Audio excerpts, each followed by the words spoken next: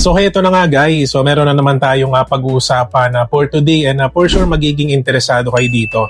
Especially yung ating itatopic for today ay may kinalaman sa mga matatagal na dito sa YouTube and at the same time dun sa mga monetized channel na hirap sumahod dito sa YouTube every month. Okay, sa mga di nakakalam guys, hindi porke monetize ka na dito sa YouTube, automatically sasahod na kayo buwan-buwan. Okay? Kasi dito sa YouTube guys, ang minimum threshold po is $100, meaning kung hindi nyo mahihit yung minimum threshold dito sa YouTube, hindi nila i-release yung sahod mo. No, unless mabuo mo yung $100 minimum threshold. Ang tanong ng karamihan, DJ, bakit ganon? Bakit may mga monetized channels na bago sila sumahod ay inaabot ng 2 months, 3 months, 6 months, masama pa dito yung iba inaabot ng ilang years, no? So bago nila maabot yung minimum threshold. So guys, pag-uusapan natin yung mga dahilan kung bakit nangyayari ito sa mga monetized channel. Okay? So una sa lahat guys, alam naman natin na yung revenue natin dito sa YouTube, malaking nakaka-apekto dito yung kita natin sa ads revenue. Okay, meaning kung mababa po yung RPM and CPM ng ating channel and let's just say sinamahan pa ng mababang views, so mahihirapan talaga tayo magkaroon ng revenue sa ads. Okay?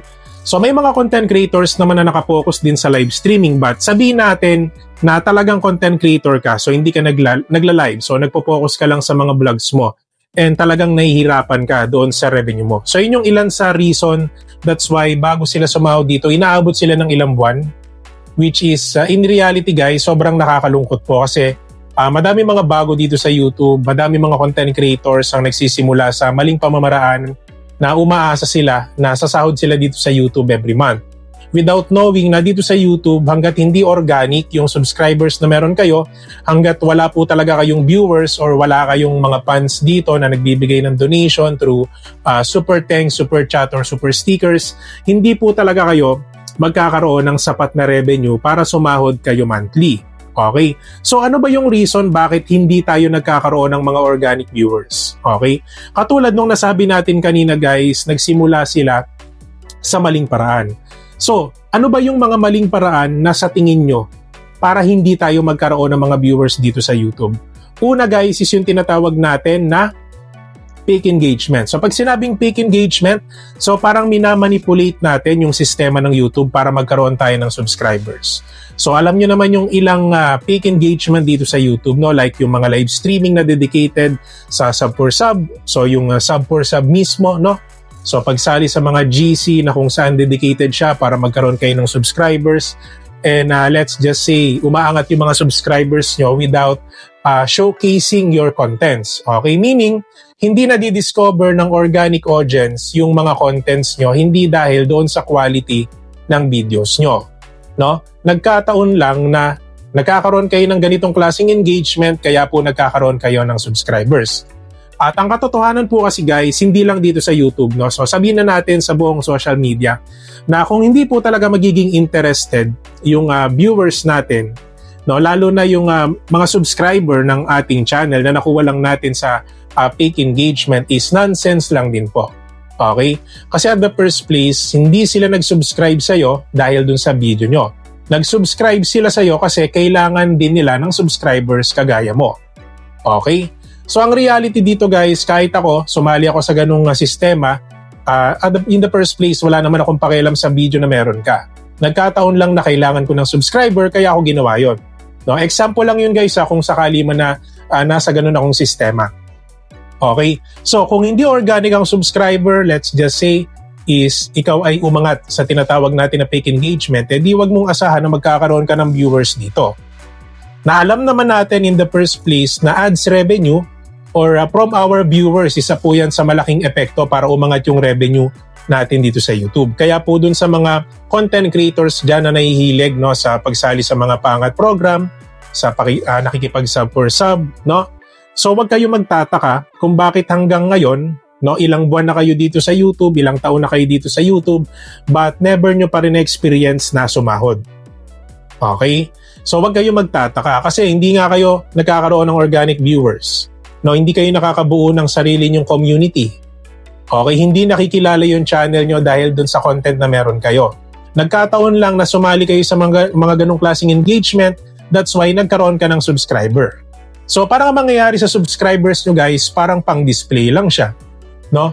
So parang palamuti lang siya. So numero lang siya sa channel mo, but in reality wala siyang bilang. Kasi nga hindi naman talaga sila nanonood sa videos na meron kayo. Okay? Kasi nga hindi naman kayo na-discover ng mga taong ito dahil dun sa videos na meron kayo. So that's why huwag kayo aasa na tataas yung revenue ng inyong mga YouTube channels or sasahod kayo dito sa YouTube. Sa panahon ngayon, mahirap maghanap ng recharging platform na safe and reliable na kung saan makakamura ka sa mga loads, gaming points, live streaming coins, and gift cards. Sa tinagal-tagal ko dito sa social media, isa lang ang pinagkakatiwalaan ko. Ito ang CocoDP. As of now guys, ang dami po nilang promos and of course upcoming events doon sa mga games na makikita nyo dito.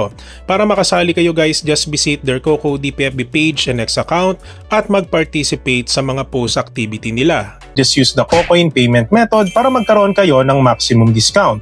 Huwag nyo din kakalimutan na gamitin ang link na nasa comment section depende sa location nyo.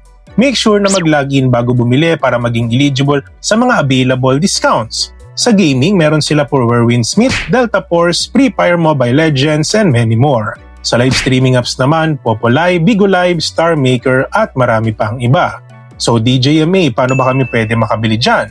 First, click nyo ang link na nasa comment box. Second, mag-login sa CocoDP. Third, piliin ang product na bibilhin mo.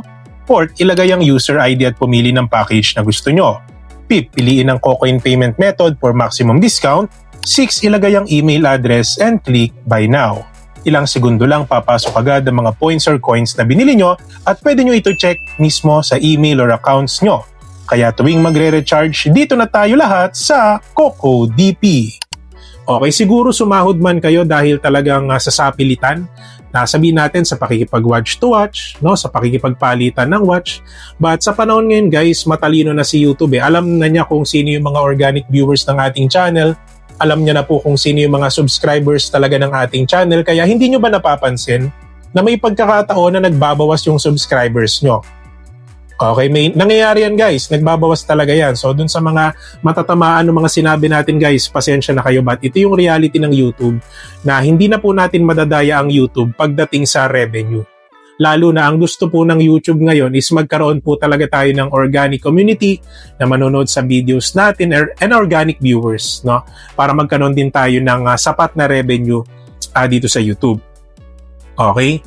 So kaya po, kung kayo po yung tipo ng bago dito sa YouTube at kayo po ay medyo nahumaling sa ganitong klaseng sistema, so habang maaga pa guys, pwede nyong itigil yan.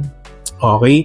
So, pwede kayo mag-isip-isip, pwede nyong isipin yung mga bagay-bagay na ano ba yung mga dapat nyo talagang gawin dito sa YouTube para magkaroon po talaga kayo ng mga viewers na kusang manunood sa inyo, no? Yung tipong hindi nyo na kailangan makipagpalitan ng watch or ng subs kasi at the end of the day, yun ang gusto ng YouTube magkaroon tayo ng mga viewers na kusang manunood sa atin. So, dahil dun sa panunood ng mga viewers natin doon, pwedeng mag-generate yung organic revenue para sa ating channel.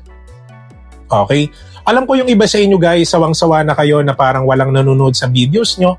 Sawang-sawa na kayo na parang laging ang bababa, no, ng mga viewership nyo dito sa YouTube.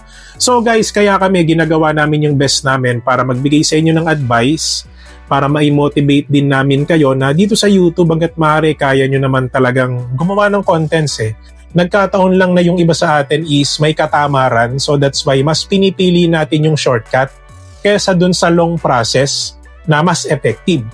Diba? So alam naman natin guys, hindi lang dito sa YouTube, sa totoong buhay na wala namang shortcut So lahat po yan nadadaan sa proseso, lahat po yan ay nadadaan sa tamang sistema, diba? Para mag-grow tayo sa kung anumang larangan ng tinahak natin, no? So kaya kung ikaw man ay nakikinig dito, hopefully na-realize mo yung aking ibig sabihin na that's why hindi ka pa sumasahod sa YouTube.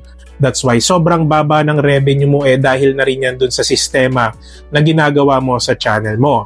Okay? So guys, nakaka-apekto din syempre yung niche na meron ka, yung contents na ginagawa nyo kasi katulad nung sinasabi natin sa mga nakaraang vlogs natin guys na hindi lang po nakadepende sa views yung kinikita natin dito. Hindi po nakadepende sa taas ng views, hindi po nakadepende sa baba ng views yan. Nakadepende rin po yan sa CPM and RPM na meron yung contents nyo.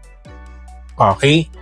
So, yun lang naman guys. And ano ba yung pwede natin pag-usapan about dito? So, kung sa tingin nyo guys, medyo kinulang yung ating i-discuss for today, pwede naman kayo mag-comment ng inyong mga sariling opinion dito. So, open po yan, no? Lalo na dun sa mga content creators na gustong tumulong sa mga kapwa YouTubers natin na maituwid yung landas nila ulit. Lalo na dun sa mga naligaw, lalo na dun sa mga namulat sa fake engagement, no? Sub for sub, pangat program. So alam naman natin guys na pag mga ganyang sistema may manipulative system di ba? So that's why para sa akin hindi rin po talaga yan uubra kung sakali man na gusto nyong kumita or ma-monetize dito sa YouTube, because at the end of the day, ang gusto ng YouTube magkaroon tayo ng sariling community, magkaroon tayo ng mga audience na manunood talaga sa mga videos natin, and then syempre subscribers, no? So hindi yung sabihin natin na para lang sa palamuti, pang display lang yung subscribers natin, kasi for sure yung iba sa inyo nagtataka kayo na ang dami yung subscribers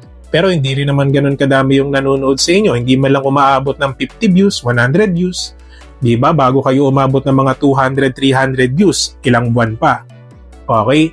So hopefully guys, na-realize yung ating topic for today and sana marami kayong natutunan. And kung sa tingin nyo guys, no, na yun nga, marami kayong natutunan sa vlog natin for today, don't forget to subscribe my channel, DJME, for more videos like this. At syempre guys, no, mega love shoutout pala sa mga solid viewers ng ating channel na nag-aabang daily. Ayan, so hello po sa inyong lahat. And guys, hindi rin po natin kakalimutan yung ating mga exclusive members na nagpa-member last month. And this month guys, ayan, so bilang perks, ipineplex po natin sila every end of our video. And guys, meron po silang tinatawag na monthly community post na kung saan pinopost natin sila sa ating community monthly para po makilala po sila ng ating viewers and subscribers. And kung sa tingin nyo guys, medyo nabitin kayo sa vlog natin na ngayong araw, no? So meron po tayong iiwan na vlog dito, and of course, playlist na kung saan makakatulong sa inyo as a new content creator dito sa YouTube. So yun lang naman guys, maraming salamat sa panonood and God bless po sa ating lahat.